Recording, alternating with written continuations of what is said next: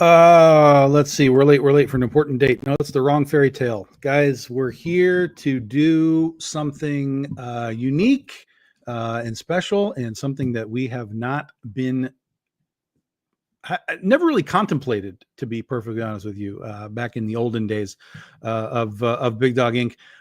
But today we are launching the first ever Big Dog Inc. Omnibus. It is for the Legend of Oz, The Wicked West. It is a fan favorite series here for the company. And next year, 2026, will be the 15-year anniversary of this book. So it's the 15-year anniversary of us, Big Dog Inc., Critter, Penny for Your Soul this year.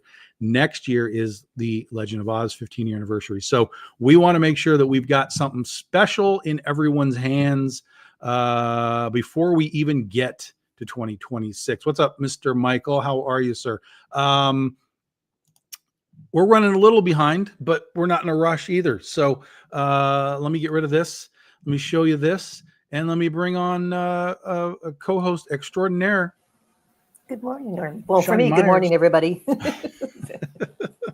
Yeah, Shawnee and I were having a little chit chat in the green room. And your existential co-host here. That's right. And she has joined us, I think, pretty much for every launch we've had for, I don't know, at least the last couple of years for sure. Yeah, pretty darn close, I think. Yeah, I may have missed one or two, but not many. Yeah. So welcome. It's been a minute since we've seen you, since we've chatted here. I seem to be on everybody else's podcast, but rarely on my own, except for, of course, for those that don't know, I do a podcast now with Allison Lear on Mondays. We might be shifting that because it's Monday Night Football now. So we might be shifting that away. We'll see how that plays. But we'll let you all know. It is called The Oz Couple. She and I get on there and talk about Oz and comics and movies and all kinds of stuff. But it's a lot of fun. Y'all should check it out. It is. We try and keep it interesting, particularly if you're an Oz fan. But we do drift off into other things as well. Just a little bit. Yeah. But guys, we're going to show you this real quick here before we get too deep in the weeds.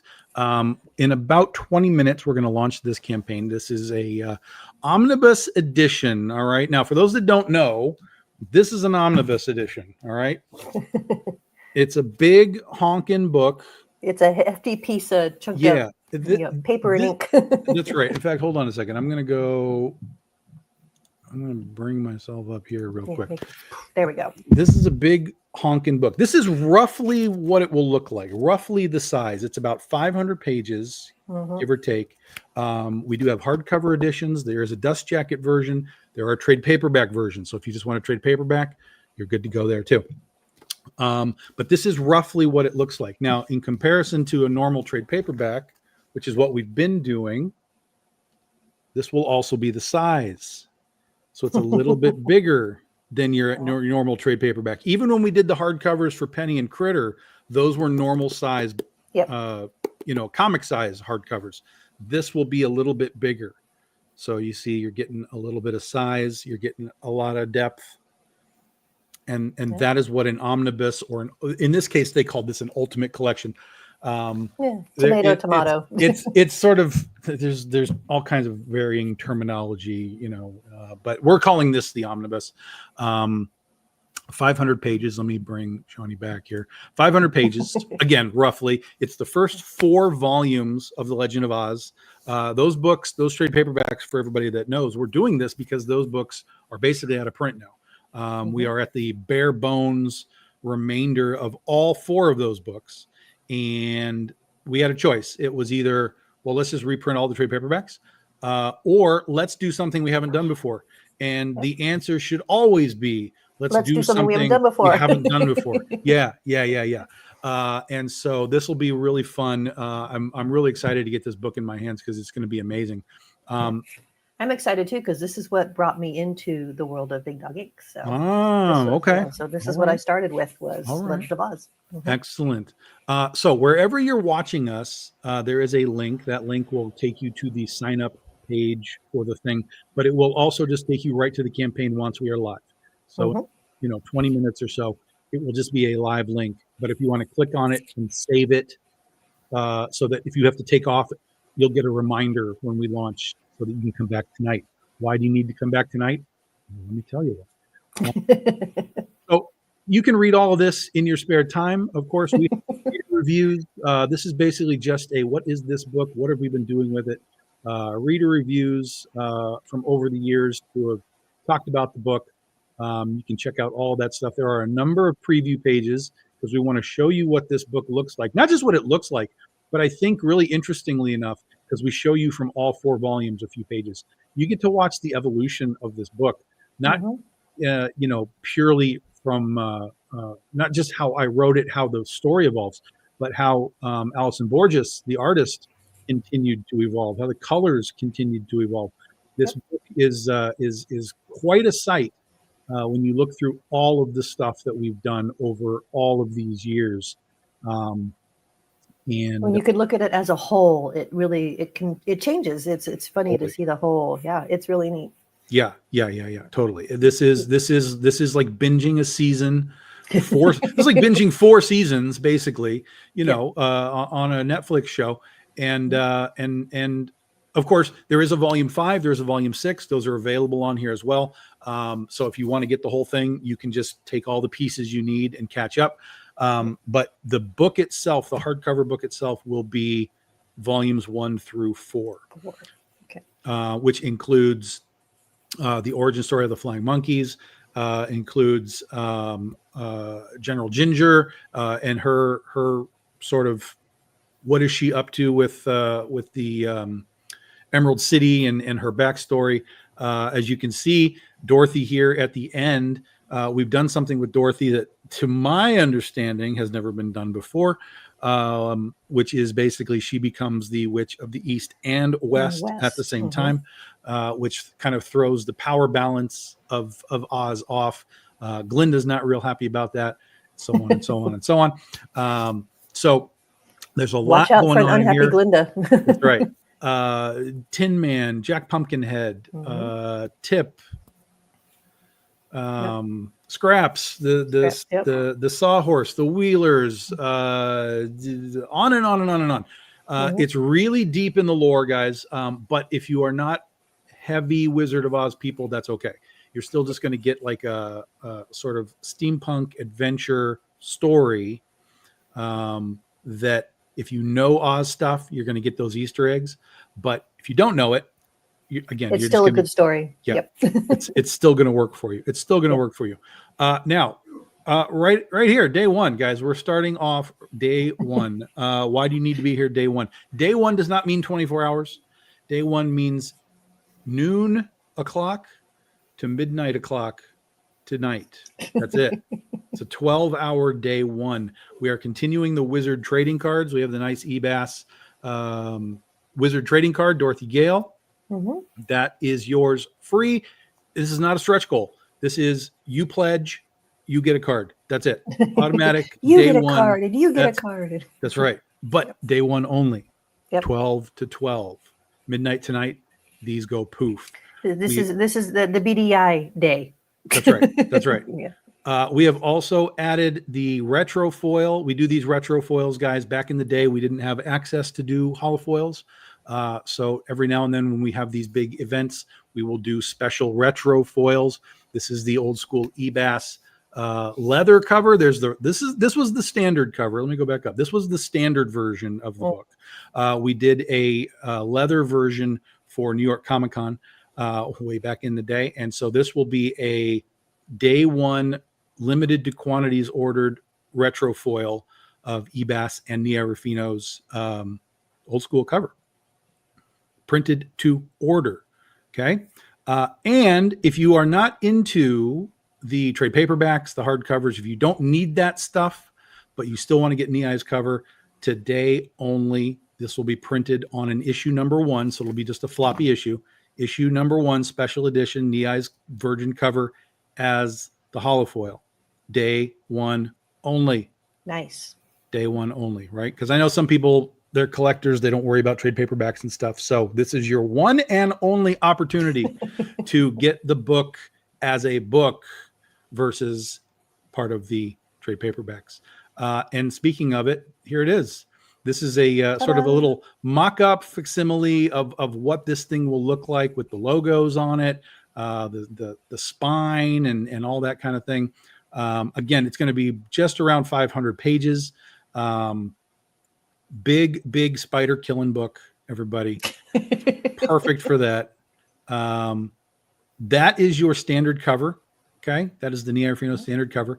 If There's you always want a little extra. if you want to get fancy, there is a Yep. limited edition dust jacket, sepia tone, like the old tintype photographs from the Yep.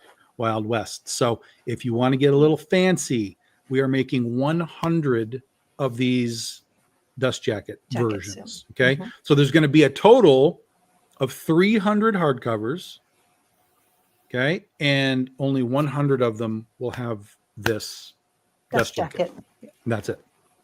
That's it. We've done that for the last 2 trade paperbacks as well. So we will continue that. But again, if the price point is a little out of your range, if you're not interested in the hardcovers, you can just get a straight up trade paperback. No problem at all. All the content on the inside is the same. It's just your nice trade paperback for your shelf. So we've got multiple options for you guys to get this art. We've got multiple options for you guys to get this book. And that really is the book. That is really what the campaign is. Of course, we do have the saga available. If you are a digital fan, you can get the whole thing digitally right there. Super easy. If you want the complete saga in paperback form or in physical form, it's all available as add-ons. So grab yourself a trade paperback, grab yourself a volume 5 trade paperback. This is the quick catch up. If you just want a taste of what the book is, this is the last 3 issues that we did, or you can add this on and you can get the whole freaking thing. We do have 2 spin-off books that we did, The Scarecrow and TikTok. These are only available as digital books, guys. We are probably next year going to put these, I'll just throw this out to you. We're probably going to collect these as a trade paperback next year for the 15-year anniversary. But for right now, these are only available as a digital set. So you'll get Scarecrow and TikTok, all 5 issues in one package. So that's that. That's the saga, right? This is how you just kind of get it all. Buy the books, or again, you can do the whole digital thing. Then we have some throwbacks here. We have some Nei metal trading cards. These are all 6 of her Aspen covers that she did when we were over with Aspen Comics. We only did 50 sets of these. There's only like maybe half of them left, 20 to 25. So if you are into those, very few of those left. Jump on quickly. And then we also have a handful of Jen Brumal's design cards. So Jen did a lot of our design work for Legend of Oz. And so we took 6 of those cards, her original pencils, put them on a nice matte paper. So it looks like it's actual pencil work on the cards. Same thing. We did about, God, this was a while ago. I couldn't even believe we had more of these. We did about 50 sets of these things. There's about 20 to 25 left. So if you are into the trading cards, make sure you add those on. They are only add-ons because I only have so many. So add them on. And then we go into the vault for a ton of art prints. Again, we only do 50 of these. So some of these I only have 5. Some of these I have 10. So if you are into art prints, do yourself a favor, have a peek, because a lot of these are right on the end of being gonzo. Cowardly Lion by Nia Rufino. Yep. And any Nia Rufino fans should pay attention here. So. Oh, yes. The Scarecrow by Nia Rufino. We have Jack Pumpkinhead by Nia. We have Gale by Prywinko. We have Gale by Shannon Mayer. We have Gale by Mr. Keith Garvey. We have General Ginger by Natalie Sanders. These are all 13 by 19 as well, guys. So it's a very normal frame size. If you want to frame them, it's very easy to get frames. Gale by Paolo Pantalena. Gale by Brian Peterson. Glinda's Guard by Paolo Pantalena and Shannon Mayer, again with the Witch of the East and West, Dorothy Gale. So that's your art prints. They are 13 by 19. They are huge. They ship rolled in a tube, so they are perfectly fine. They're not going to get dinged up. Let's see, zoom. And then this is the book fair, guys. So we are all over everything Big Dog Ink. We have a number of old school variant covers that if you have missed out on anything, jump in, check some stuff out. There's a number of variant covers. If you're looking for more variant covers, bigdogink.com. Whatever we have is available there. But we did pull some stuff out from some different books to just give you a few things you might not have seen, might have missed. And then, of course, this is book fair, like I said. So we have trade paperbacks galore for Critter, for Penny for Your Soul. You can get all of these as just your pledge or your add-ons, however you want to do it, whatever you need to get. All of this is available. And again, including Legend of Oz Volume 5. It's at the bottom there. I should have put it at the top, but it's right there. You can get Volume 5, so you can get the whole set if you want. And that's it, guys. That's it. That is this year's book fair. If you have any questions while we're hanging out here, you let me know. So, but quite a nice variety of options, but a fairly simple campaign in its own right. So, very easy campaign. It's for people that are new, it might be a little semi-overwhelming, but just because there's a lot to look at. But really, we're here primarily for the. Thank you, Mr. John. Appreciate you. We're really here for the omnibus. This is the thing that we really want to get put into place. It's in a, because of the way that the market is right now. I mean, these omnibus books, these giant collections, it's really where a lot of the sort of fan base has gone to. People are really digging on the idea of like just binging the hell out of, these series. Marvel and DC know this. They are reprinting endless old stuff into these books. Some of the indie guys, Robert Kirkman does this with Invincible. We really want to give you guys sort of an experience with these books. Trade paperbacks, I think, do the same thing.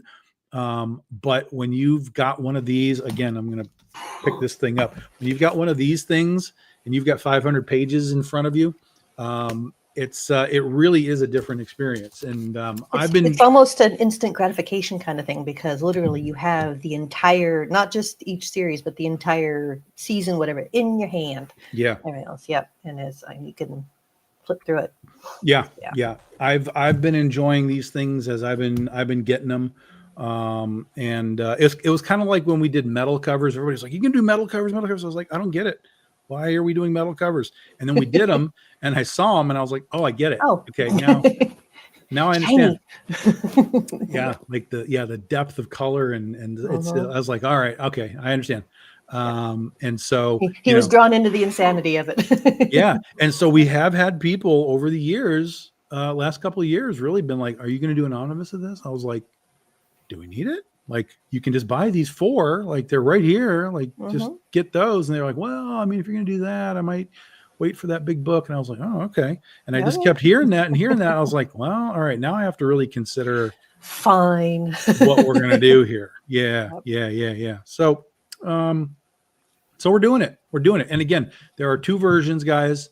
Well, really there's one version, but that is your standard cover. That is what you're going to get.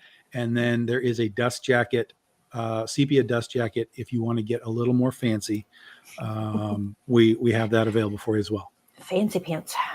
Yeah. So 100 dust jackets, and then there's going to be 300 total of these hardcovers. So yeah, that's what we're doing. Because we're doing extras of them. The price is still a high price point, but because we're doing more of them, it's the same price as when we did just the volume 1 hardcovers. Like, those were $75 for just the hardcover of 1 volume. But because we're doing more, it allows the price point to come down overall, because now instead of getting the 200-page hardcover, you're getting a 500-page hardcover for the same price, essentially the same price. Yeah. I was pleasantly surprised by the price point because I know this is a beefy book. So Yeah. I was like, oh, that's doable. Because if you look at the prices for a lot of other omnibuses out there, definitely more. Yeah.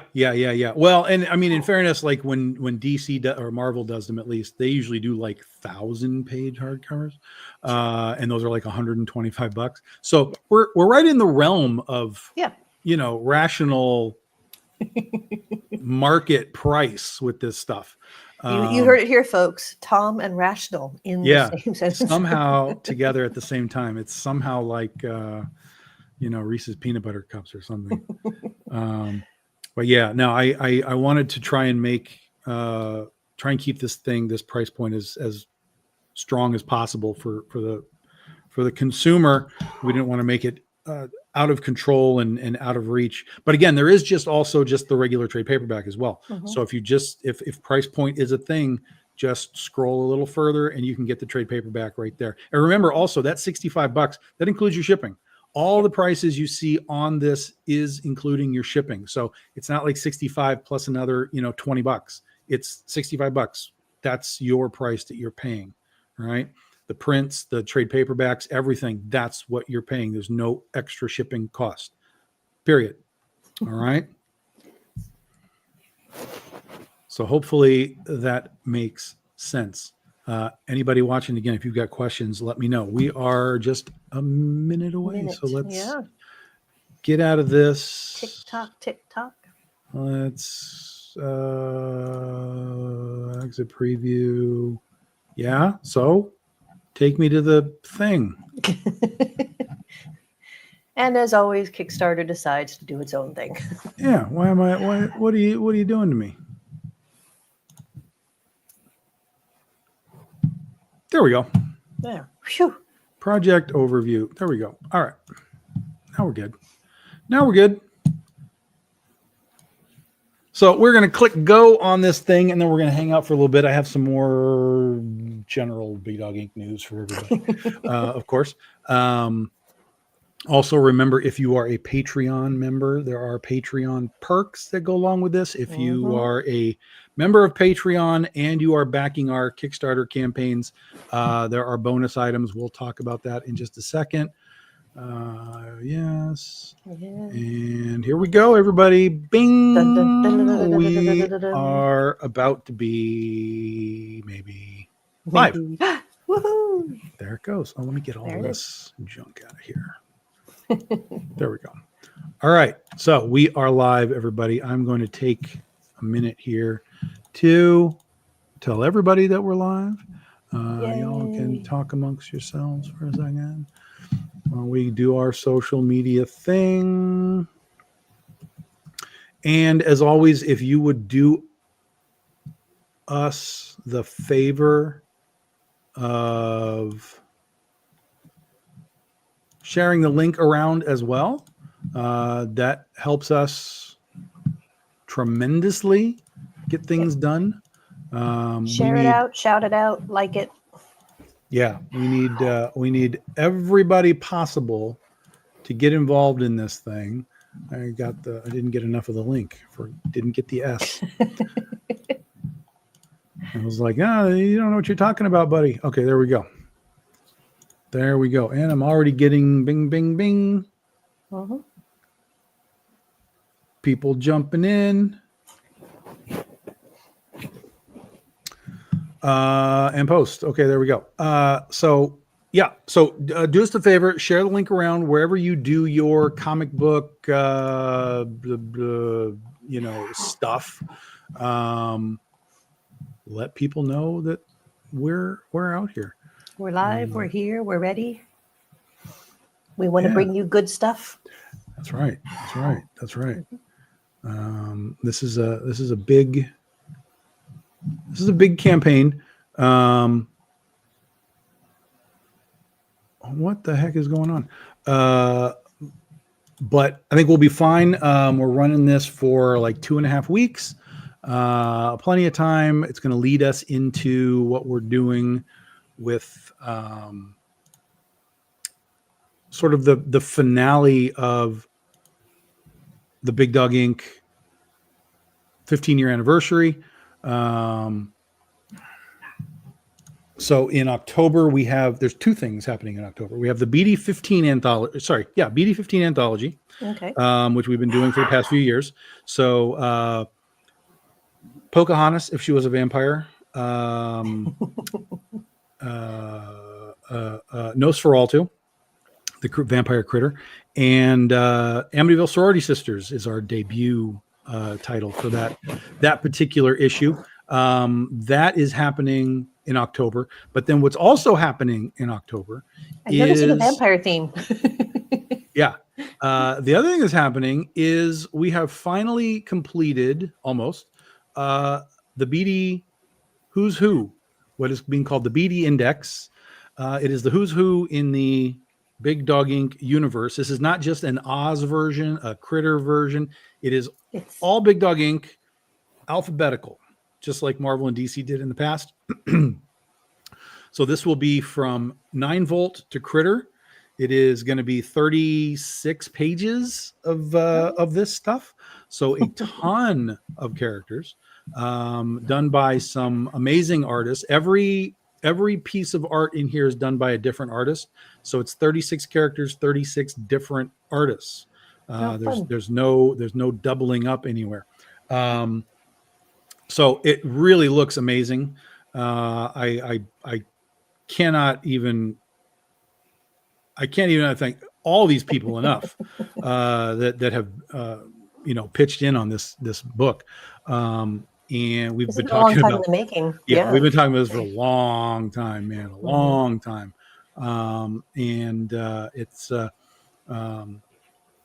It's also interesting because there's in fact, he's the first in the book is 9 Volt by an artist who is no longer with us. He passed away a number of years ago. Free Isabello was one guy that I met out in the Arizona world, West Coast, and he was doing Vegas and whatever else.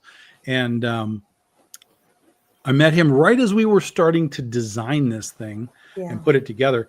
And he was one of the first guys who was like, yeah, get me in. Let's go. So I'm so excited. I love his work, and I'm so happy that he will be included in this. So yeah, we've had his piece now for quite a while. And we finally get to use it. So Free Isabello is in there, which is cool. This one was done by Jen Broomall. We got Jen to come back and do the Cowardly Lion for us. Came out great.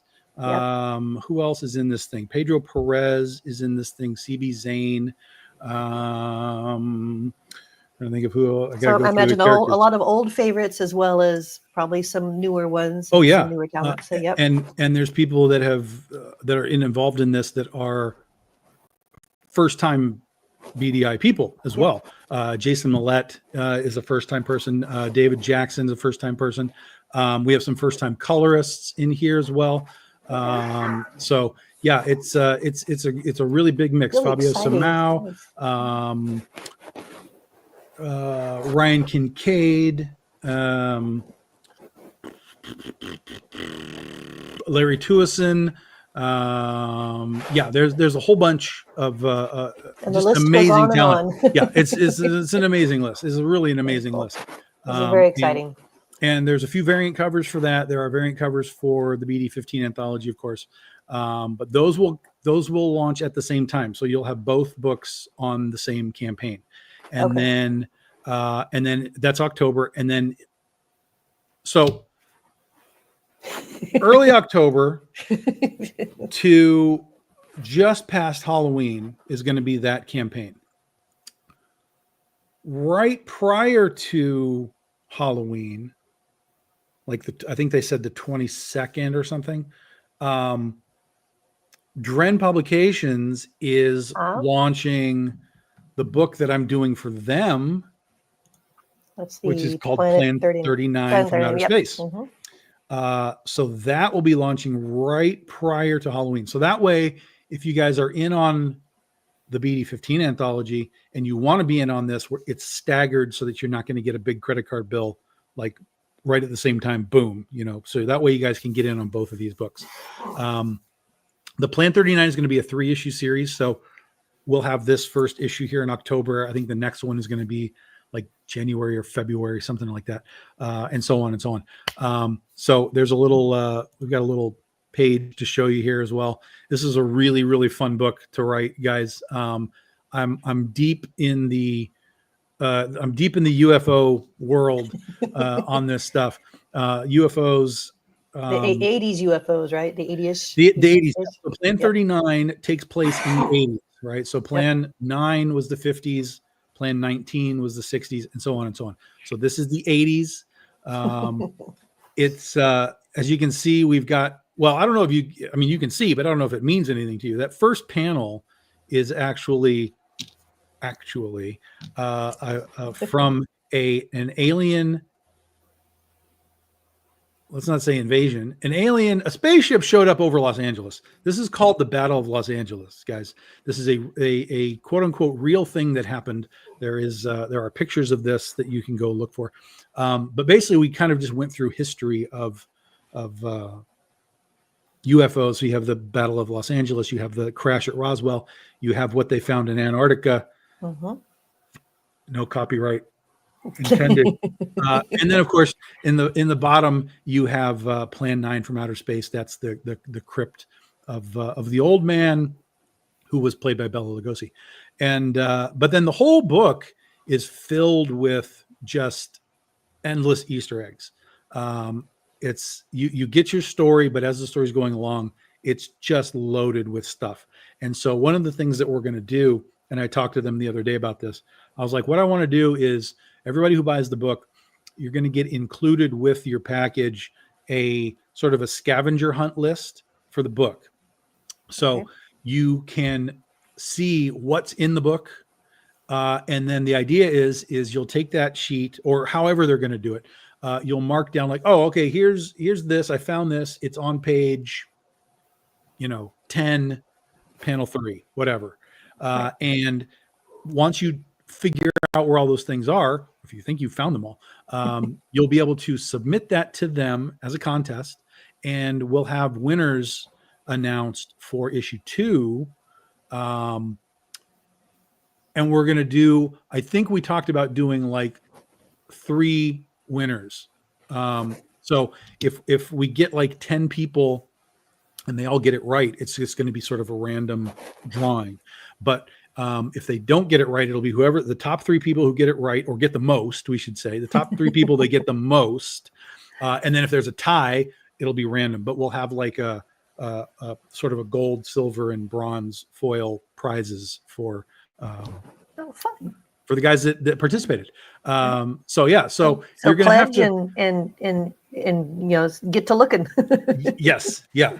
It's really been fun to put stuff in there. There's things that I know you're not going to get it. You're not going to see it. I'm really there's stuff in there that it's going to be a challenge, and I think that'll be part of the fun. I imagine that you guys have put in it. It's a good mix. There's probably some that are going to be fairly obvious, obviously, because you want people to enjoy it and everything else. And then there's going to be those that are like those ones that you're really going to have to be deep in the knowledge or really know your facts and your history of that to really get that piece. So that'll be fun for the people who hunt and slay. Yeah. Yeah. And it's very 80s culture. It's very science fiction culture. It's been really fun. When I was dealing with the artist, Ricardo Silva, doing the art, I would send him these references, and he would sometimes change them a little bit. I'd be like, no. I want that. It has to be that, because this is a very specific reason that this is here at that moment. And so he was like, oh, okay, I get it. So he finally was just like, okay, I understand what you're doing now. So it's really great. And it looks amazing. The book looks great. Gat Melvin on the colors, by the way, is doing the colors for us. Okay. It's about 2/3 of the way finished, and it'll be launching, I think they said the 22nd. It's a Tuesday, whatever that last Tuesday of October is. That's when they're launching it. So Plan 39 from Outer Space. Here's another little thing that we did. This was a pitch that I did to them back when they were doing a book called, they wanted to do a book called Plan 10 from Outer Space.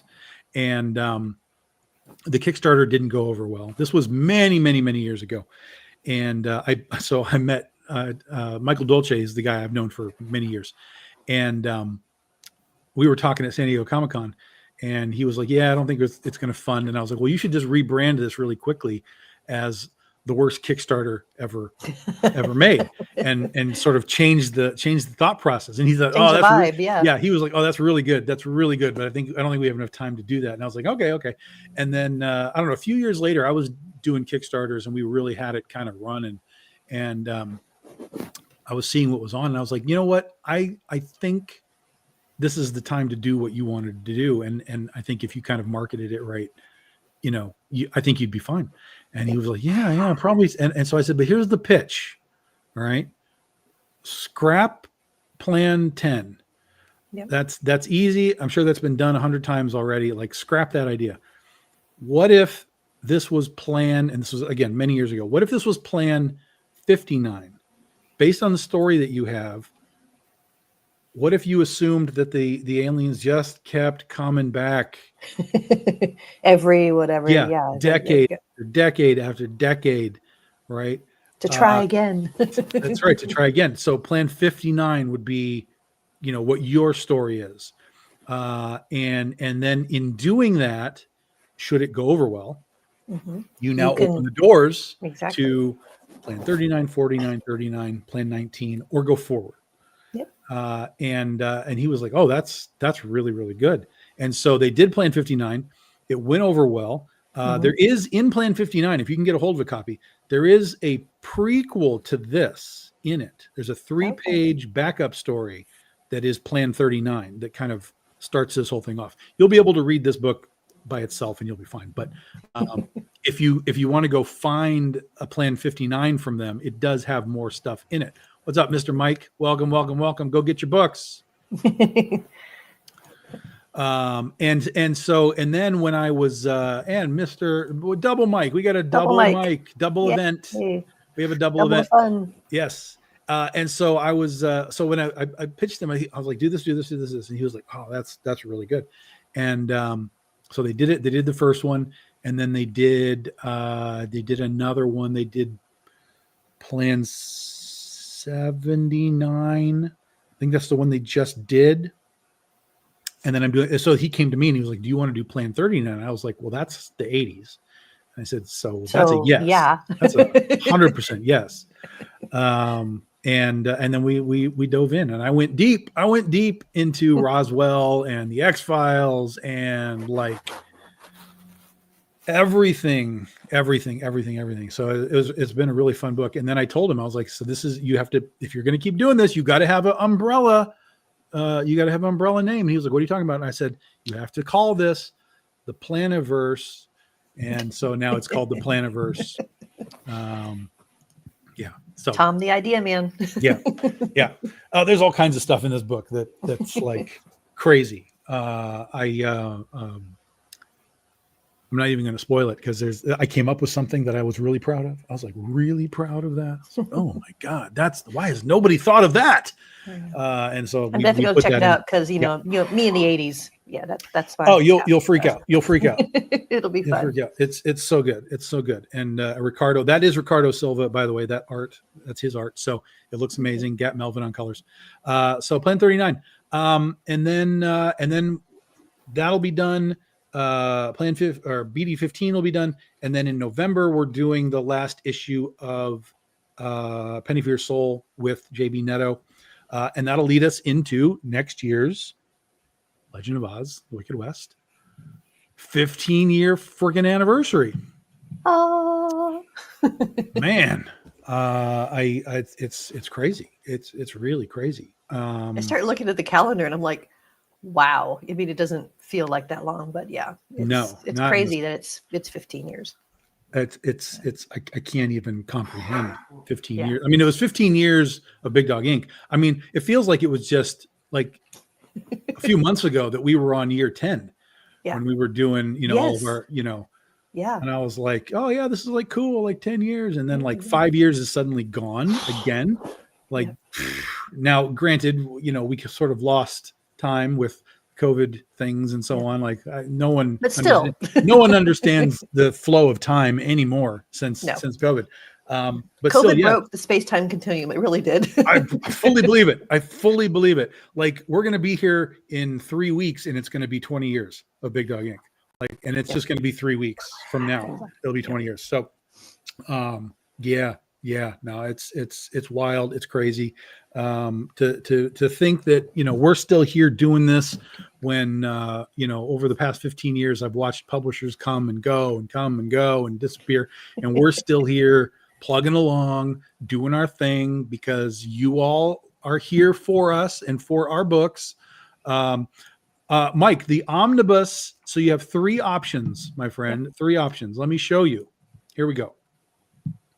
Just for 3, you, Mike. yeah, 3 options. Nope. Look. 3 Scroll, options. scroll, So scroll, first of all, scroll. day 1, of course, you get your trading card. There are a couple of foil covers you can get for day 1 only. So here is the book, Mike. Generally 500 pages, roughly, 500 pages. The general book is $85. The hardcover, I should say, is $85. Remember, that also includes your shipping. Okay, no extra cost. That includes your shipping. If you want the special dust jacket edition, A little fancy. Yep. we're only making 100 of the dust jackets. Okay, those are $95. Again, same thing, no extra shipping. It's only an extra $10. You get the dust jacket, or you can get the trade paperback.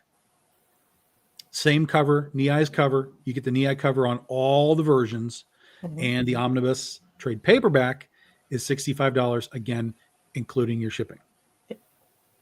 That's it. So those are 1, 2, 3. There you go. Yep, that's your omnibus book. And then if you're missing anything else, we have, the digital copies of the spin-offs. We have, you've got all that stuff, Mike. There's some cool trading cards, Niai's metal cards, Jen Brumal's design cards. There's art prints and so on. But the omnibus, there are those 3 versions.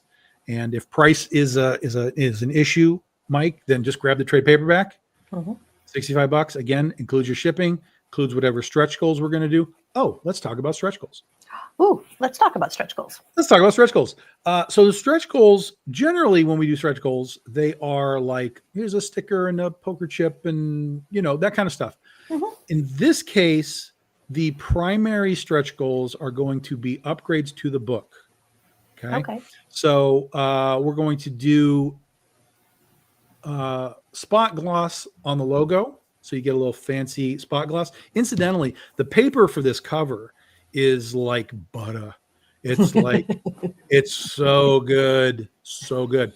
Like I met this printer at Comic-Con and she was like, well, let me show you these paper types. And I was like, yeah, this is kind of how we do it. It's like this kind of glossy thing. And she was like, yep, we can do that. She says, or we can do this. She gives me this book and I hold it. And I was just like, oh, what is happening right now? This paper is making paper me crazy. porn. Making me crazy. And she says, yeah, that's a really good paper. And I was like, okay, yeah, we're using that. And then spot gloss, which will really pop off of it. And then we have, it's called gilt edging, where they make like a color on the paper edges. Sometimes usually it's like gold, something like that. That's sort of the standard, right?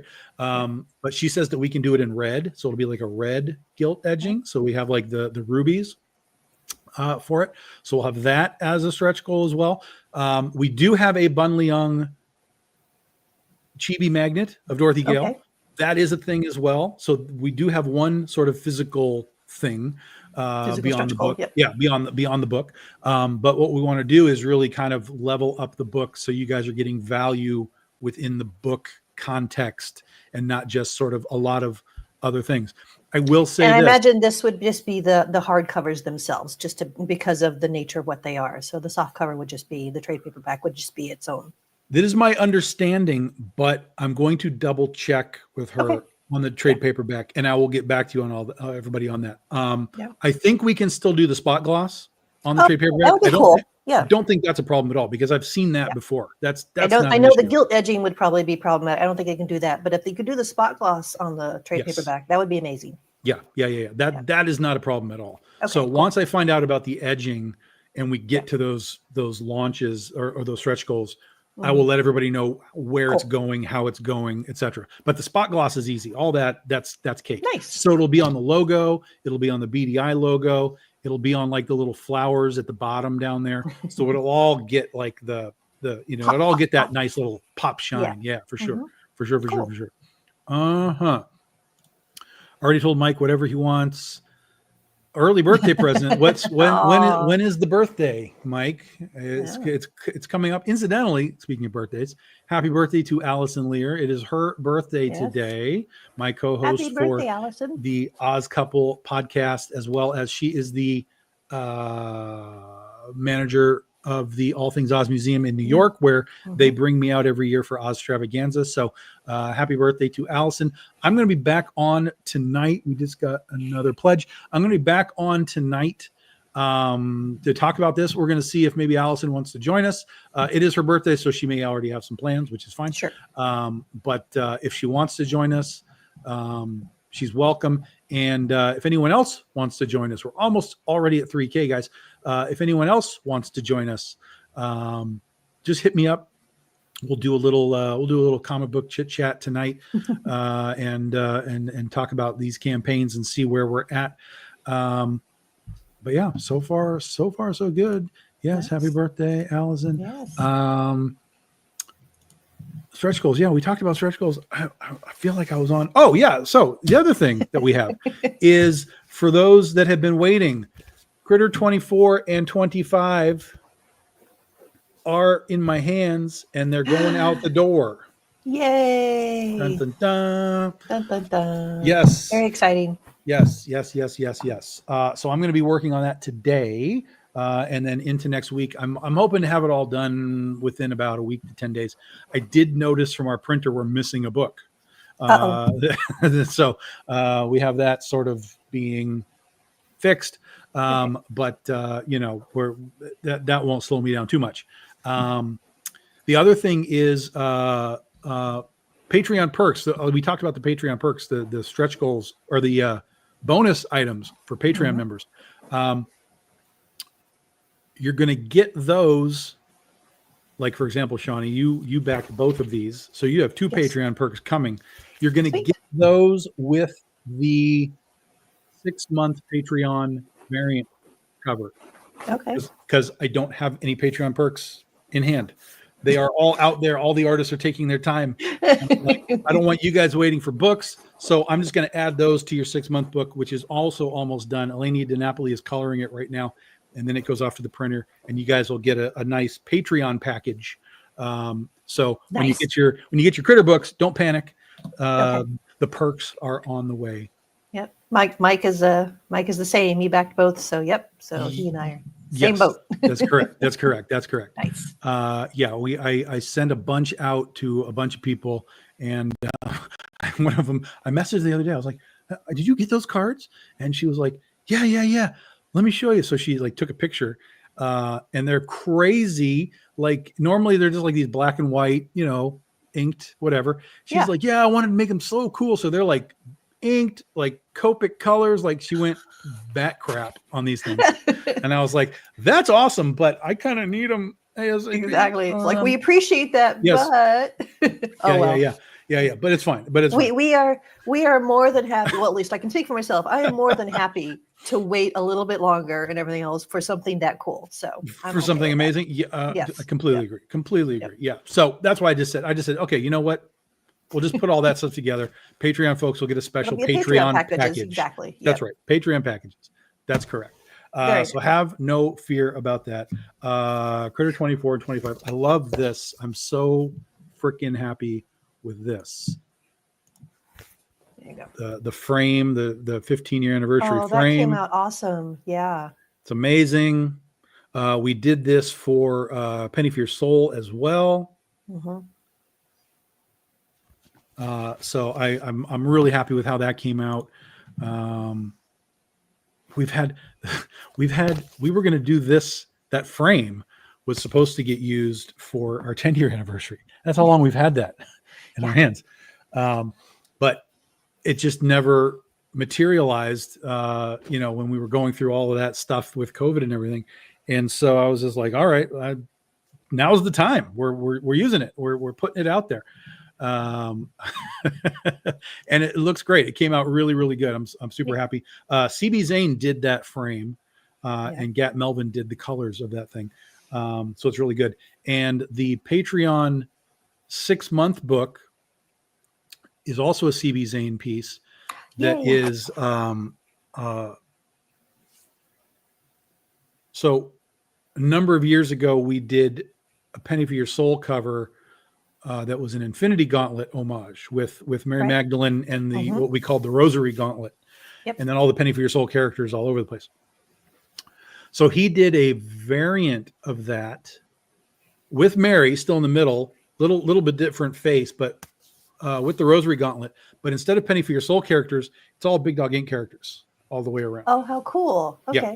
And so that Elenia is coloring right now, and that is your guys's free 6-month VIP patron cover. So very exciting. It's going to be incredible. It's going to look great. She's supposed to have it done in a couple of days, and then she is immediately over to, let's talk about this. More Critter news.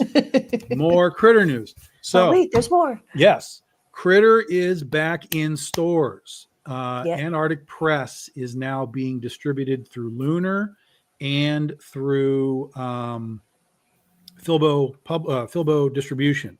Okay. So if you had a comic book store that was carrying Critter and they were dealing with Diamond and that whole mess, they can now get Antarctic Press Critter from either Lunar through the Massive Indies side of things or through Filbo. So go tell your comic book store you can get Critter again.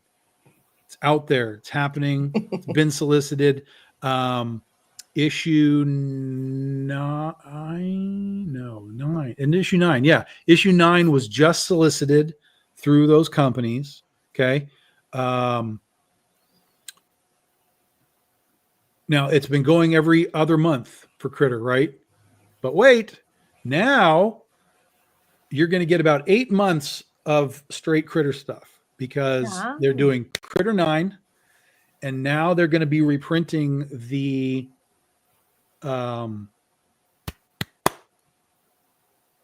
Critterverse spin-offs that we did.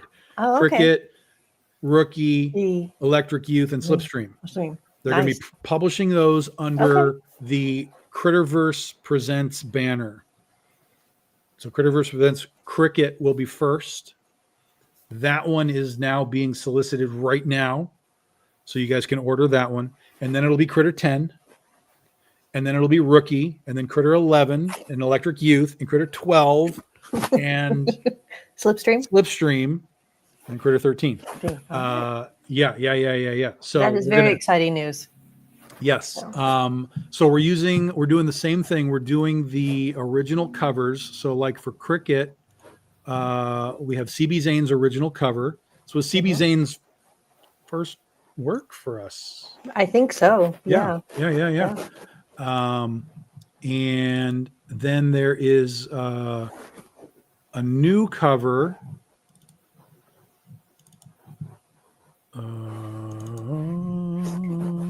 Right here. There's a new cover that's being done. And so like with the variant covers for Critter, Narcio Sousa is doing all of the variant covers for that. He has done them all. He's going to continue to do them all. With the Critterverse, we have Isneto Adamar coming on to do all 4 of those variant covers with Sanju Nivengoon on the colors. Nice. And so this is a official debut. No one's ever seen it before. Piece with the AP logo and the Critterverse and the whole shebang. So that is going to be solicited right now. So Filbo, Massive Indies, that's in there right now. You can order Cricket, and then Rookie will be next in a couple more months. So there is your debut piece. Very cool. There. Trish was making sure the LCS Lunar. Yes. Lunar. It's And if they have any questions, it's in the massive indies. I'm sure they'll understand that.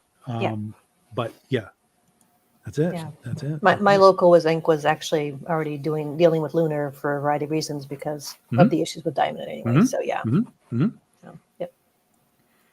So there we go, guys. Cricket is back. Rookie is next. Amazing art. God, what else? We're already over $3,000 here in just a half an hour. That's amazing. What else, Shawnee? What else do you need to know? I'm overwhelmed. I don't know. So much goodness thrown my way, Tom. Jeez. I can tell you that we're working on the shark book. Yay. So with luck, the I actually was going to ask about that. Yep. With luck, the shark book will appear next week. Or next year, next June. Again, that space-time continuum is broken. So totally. So that's happening. I can tell you next year, as we are doing the Legend of Oz, we'll be doing three issues of the book, issue 25, issue 26, and then 27, 28, 29, 30. So a 20-pager and 2 40-pagers like we've done in the past. Right. That allows us to get more content out a little bit faster than having to spread it all out. We're also doing... Well, you're also not suffering through more campaigns. Yes. Yeah. We're also doing the BD 16 anthology will be all Oz characters. So we're going to take one character who's never appeared before. This will be a brand new first appearance. We're taking one character, sort of a B or C level character that has appeared, that we're going to give them a story. And then I have one more that I haven't figured out yet. It'll probably be one more of the main characters. I just don't know who it's going to be yet. But yeah, so it'll be just like we do with the other anthologies, but it'll all be Oz characters next year. Okay. And then what else is I like next my year? Oz characters. Yeah. And then next year we will also have the final issue of Goth Day. Finally. We've had to skip it the past couple of years for various reasons. But the final issue of Goth Day will be here next year. But there will also be a surprise to go along with that. So yes. I mean, as we all know, this is what I've been doing. Lists. I have pads. I have 3 pads of paper here. Only 3. Okay. Well, that's doing what we're doing. Yep. And then next year, also, we're going to be doing something different when we get to October. So the BD 15 anthology has the first appearance of the Amityville sorority sisters. That's part of what we're doing. Does anybody know that Jesse Witchman is drawing this book yet? Tell us more. We do now. I mean, I've had some teases out there, but I don't think anybody actually knows. Jesse Witchman is not just doing cover; he's drawing this book. Wow! He is doing the interiors for this book, and next year you're keeping the wild man busy. we're going to do the full Amityville Sorority Sisters book. This is just sort of like an origin teaser, starting point for the characters. In October, we're going to be doing the full 40-page Amityville Sorority Sisters book, but it will be an oversized book. It's going to be like those distillery paperbacks, like magazine size things. Yeah. Okay. So it's going to be an oversized magazine size book, 40 pages. And Jesse is doing that as well. He's doing the whole shebang. And then that like the BDI Joan of Arc special? Because that was oversized. Is that the kind of the size of it? I don't know if the dimensions are exactly the same, but that's in the idea. That realm. Correct. Okay, Yes. Yeah. But it'll be a harder cover stock, and it'll be a nicer book than it will be a floppy, quote unquote, but it won't be a floppy. If that makes sense. It'll be sort of like a half a trade paperback. I get it. Yeah, like a half a trade paperback. But yeah, so he's working on that. If you are on Patreon, you guys are going to get to see what he's doing very soon, because he's got some pages some pages done, and we're going to show that to you. So Amityville Sorority Sisters in October, and then next year in October. And then that's going to lead us to 2027, where if things go well, we're going to have a very unique convention presence Opportunity, or okay, yeah. on the floor. Well, it is an opportunity. It's an opportunity that we have to be given sort of by some of these conventions, because we have there's a plan of attack to Pun do with the shark. something that sort of makes us an event within the event. It's something that I've been tinkering with in my head. I have there's another pad of paper somewhere with a floor plan that I'm trying to figure out. But in 2027, Jesse and I, the plan is we're going to be touring a little more than usual, but we'll be doing some Comic-Cons, of course, but it's going to be, because it's Amityville Sorority Sisters, it's going to be as horror centric as we can for some of these events. Whether or not I can pull off what I want to pull off is another question. So I'm going to have to talk. So this year and through next year, I'm going to be talking to convention promoters about, this is what I want to do. Can we do networking, this? trying to make those connections? Is this idea of this booth build possible within your world? And then we'll see who says yes, who says no, who says, well, let's tinker with it. Well, yeah. And then we'll see. But I really want to do something sort of large scale for the cons in 2027. So keep that in mind. Keep that in mind. Back of the head. Let it percolate. Iowa, Sioux City. I've been to Iowa, Mike, a couple of times for cons and for store signings and stuff. So what you need to do, Mike, is go tell all of your local people that you need me to be there, and then we can figure out how to make that happen. It's like Ken Bryson. He's out in Nebraska. He's always asking me, "Are you coming to Nebraska?" I'm like, nobody comes to Nebraska. Like, what?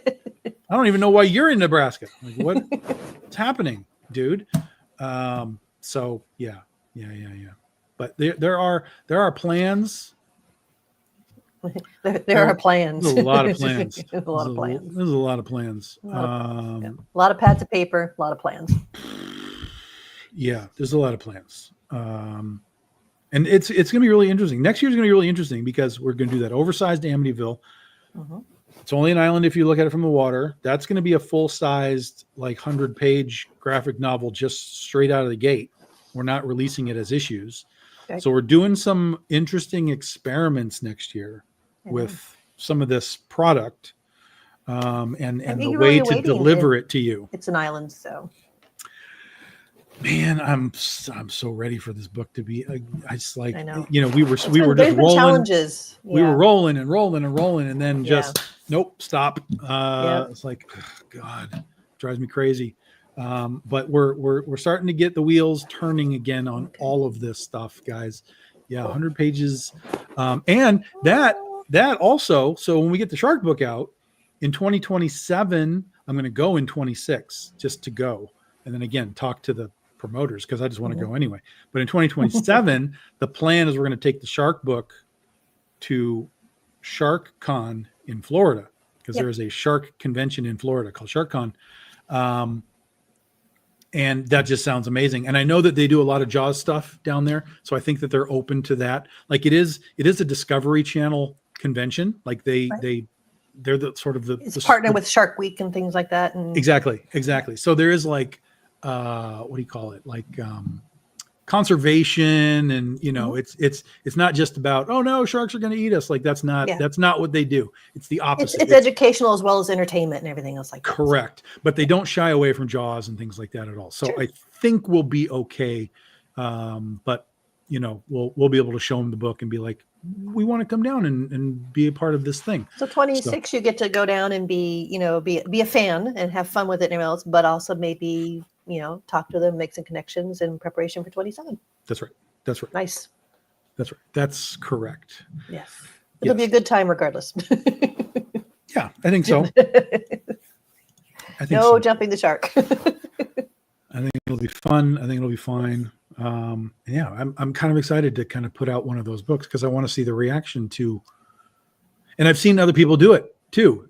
Obviously anthologies have come out. People have done like 100-page anthologies and so on. But to actually just release like, here's a book and it's the whole thing, and go. I really want to see everybody's response. Hopefully it's good. And then, because again, that then sort of changes some of the concepts that we can do. Like I know that we have this world of collecting singles, and people like to grade them, and that kind of stuff. But we also have this very specific crowd of people that I am seeing growing at cons, and I've talked to people at cons about this, and they were like, "You're not wrong." There's a very, very solid growing base of people who are just wanting to read the book. And they're not even really interested in the floppy. They want the book. So they want at least a trade paperback, right? Yep. At least something significant. They want to binge that series. They want to binge that season. That's it. Yeah. They want to binge the season. And then if they want more, they'll come back for more. But again, that's where the omnibus books comes in. So you can really like get it. So it's just sort of changed my sort of thought process of, okay, well, like what can I actually offer that maybe isn't really being offered in that capacity? And so we're going to take a swing at it with this book. And then if the with the Amityville thing, if that goes over well, there are long-term plans for that sort of type of brand as well. It's very, when I pitched it to Jesse, I was like, look, this is very 70s, 80s, very grindhouse, very old horror. Oh, I'm sure he was just, oh no. Yeah. It's not like this sort of slick horror that we get now. It's very, we want to take it and make it a little uncomfortable. Go back to that edge a little bit. Yeah, we want it. Yeah, exactly. We want to make it a little uncomfortable. We want you to be kind of like, oh, okay. That was a little brutal. Okay. Yeah. Yeah. And that came. But wait, what happens? Yeah, but let me turn the page. And that all came really from Quentin Tarantino, which for those that don't know, I've been really kind of also vibing on putting a movie in the works for our stuff. And so I've been watching a lot of documentaries from filmmakers, and I am not really a big Tarantino fan. There's a couple of movies that I like of his, but most of it I really don't like. But I've heard you say that, so it always surprises me when. Yeah. Okay.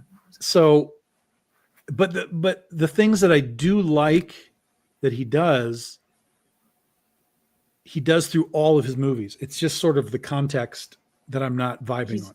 Yeah.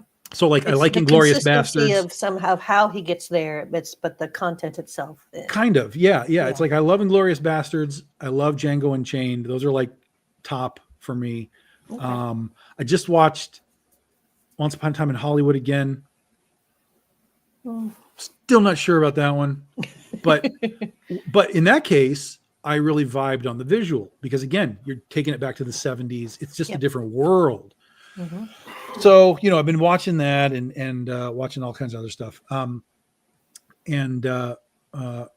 So I wanted to do sort of a Tarantino-esque thing with the parts that I like that he does. And then, take it back into, sort of the old horror from like the 70s and the 80s and kind of see what would happen if we put those two things together. And then it takes place in a modern time. So you get sort of Tarantino 70s and blended together now. And so when I pitched it to Jesse, I was like, so here's the script. You tell me if this makes sense to you. And he read it and he was like, oh yeah, I can work with this. So I said, like, that was that was his message. Like, yeah, I can work with this. Yeah. So I said, okay, good. Yeah. Because that's the other thing is what I really like about Jesse is he also has a very sort of raw art style.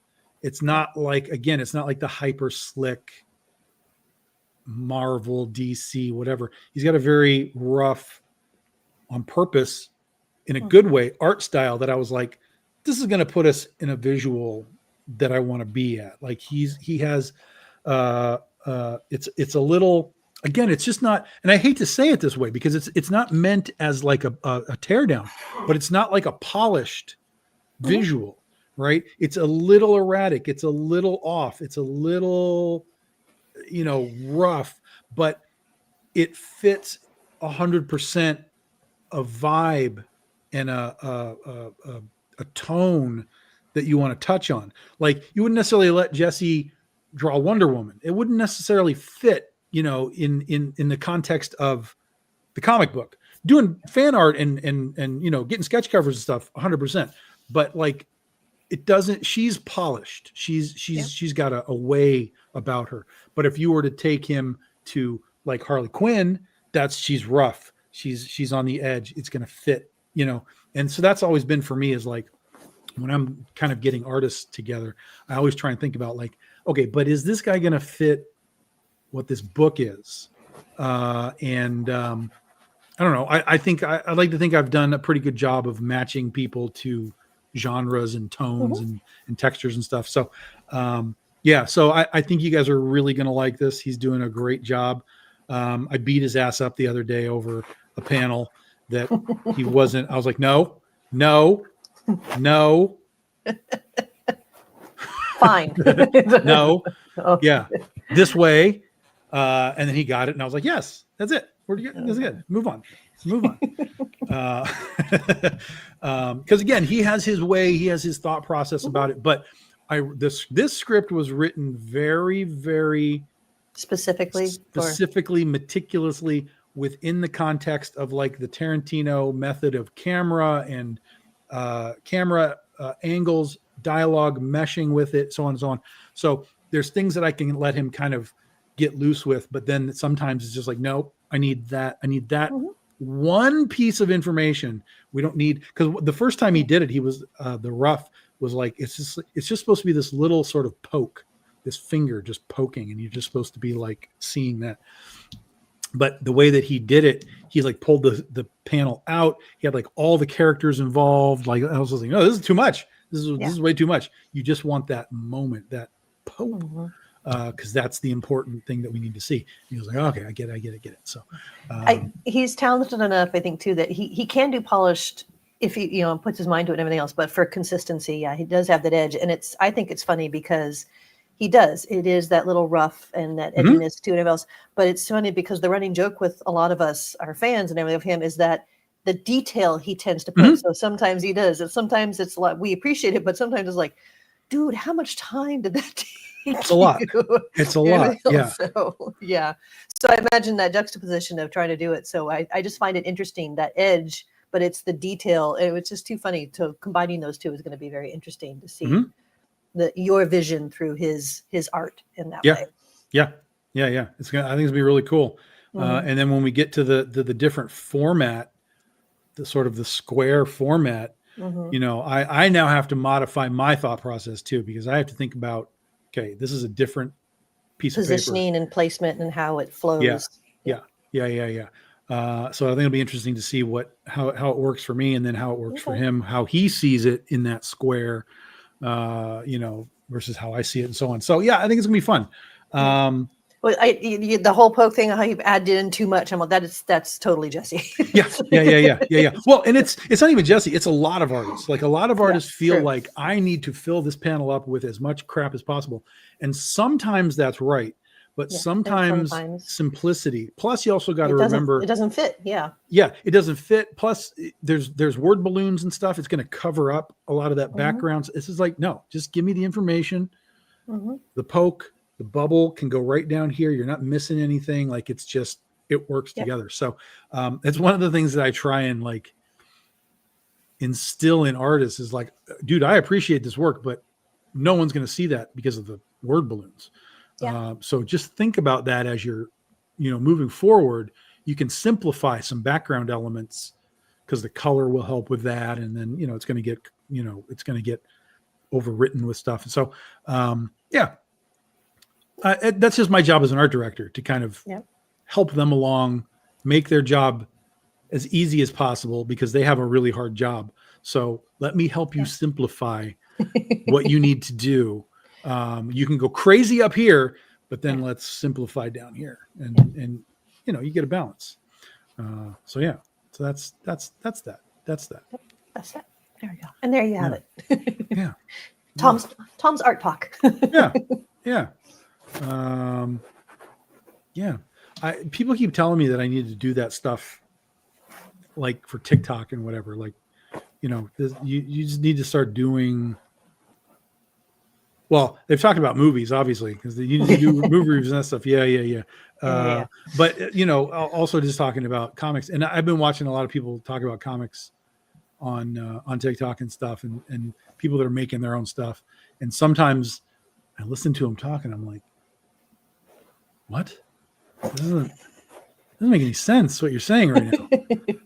Like, you're more confused than when you started. Yeah, like I feel like I appreciate what you're attempting, but it's not quite there. Something's missing. Now, again, you also have to remember that everybody talks through their own experience. So that's some certain dude's experience. Okay. Let me see if I can get you a different experience. Like come this way and try it this way, because I think you might be better off. So it's been interesting. I don't know that I have that in me. Not at this point in time. Maybe. To be, particularly to be consistent, because that's the whole thing with those things. You have to do it all the time. And with TikTok, especially, it's always video. Like, I don't mind jumping online and being like, okay, I'm out. I've made my I love point. the times when you're just going, I'm going to be live, doing bags and boards. Come chat. Yeah. But consistently, I imagine with everything that you've got going on too, with all your plans for the future and trying to get things networking, being able to do something like the consistency probably would be one of the hardest parts. Yeah, it'll be difficult. That's why I'm looking at trying to find some help with the sort of branding, social media stuff. Sure. Somebody that can understand the brand, understand how to level it up, but also understands the use of social media, and kind of that's their vibe, is like they like to do that, because if they like to do that, then it shows. It comes through, and I can vibe back off of that too. I can be like, oh yeah, like this is fun. Like, let's go do this video or whatever, right? But for me, I can't expend the mental energy to like, okay, what do I do today? I'm totally with you. I just don't have it. I just don't have it. This is why I've never worked in marketing, because it is not my world, not my strong point. So like I think I'm really good at riffing with people. Like when people come in and they're like, okay, we got these ideas, I'd be like, let's talk about all these ideas. But I don't want to be the guy coming into the meeting with the ideas. I want to hear the ideas, because those people are in the places to understand why their ideas are what they are. And then I can be like, I understand what you're doing. Now let me put myself into that, and let's Tetris it around and make it a me thing, through sort of like with Jesse, right? It's like, it's a me thing through your eyes. But yeah, so Tom's Tetris process. There we go. Yes, this is the Tetris process. Yeah. So we'll see how all that goes, and where it all comes. Like, we'd like to have somebody come with us to the cons and, help us do a little more convention. Because even when I'm at cons, I'm almost never taking pictures of myself or I'm too in the moment. It's like, I'm here, I'm doing the thing. So I need somebody else to be doing the thing. Almost like a hype person. So a hype man. Yeah. It's just, to get out there and, take those pictures, draw people in, post that thing. So here's Tom, doing his thing. And here's, somebody cosplaying Critter. And so. Yes. And to put all that together. Yeah. That takes time and energy. Yeah. That's a job. That's a job. It is a job. And so, if, and really it has to be somebody that's local, because that's the whole point. Yes. I need to take you to the cons with me and, do what, and be able to just get together and do stuff. Brainstorm and connect and make sure and plan another pad of paper. Bring your pads of paper. That'll be like everybody that works for me will get like a Christmas gift, which is a stack of pads of paper. Okay, fill these for next month. Exactly. Yeah. Oh, over 4,000. Yeah, over 4,000. We're rolling along, guys. Almost halfway Nice. there. Almost halfway there in our first hour. So that's amazing. Yeah. Fantastic. Like I said, we're going to jump on again tonight. If anyone wants to join us again, we're just going to do some general,